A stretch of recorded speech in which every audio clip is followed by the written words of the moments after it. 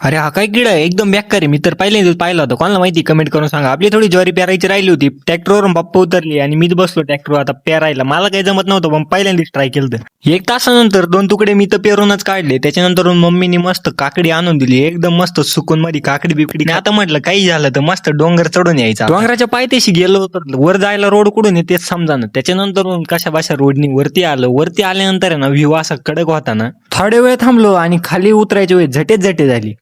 वरती आलो इथपर्यंत तर ठीक आहे, पण खाली जायचं कसं तेच काही समजा ना. कारण समोर जाता येतं मध्येच काट्या झाड, तिकडून जाता येतं तिकडून डायरेक्ट खड्डा आहे आणि इकडून जायला जागा नाही, काही विषय समजा ना. तर मित्रांनो, मी तर सुखरूप खाली आलोय ठीक आहे. पण तुम्हाला एक गोष्ट माहिती आहे, डोंगराच्या साईडला जे झाड राहते बघा, त्याला काय म्हणते मला आता नाव नाही आठवण राहिलं त्याचं, पण हे व्हाईट कलरचे जे खोडाचे झाड राहते ना, यांना ही एक साल येते. हा इथे ही जी साल येते ना, ही साल ही ना गरम करून भाजून येणे तिचे पावडर बनवली. आणि आपण सकाळी टूथपेस्ट वापरतो आणि त्याच्याऐवजी ती पावडर वापरते आणि दात घासते. की जणांना माहित होतं किंवा माहीत नाही. आणि मला पहिली गोष्ट झाडाचं नाव सांगा, मला आठवण नाही राहिलं, कमेंट करा पटकन.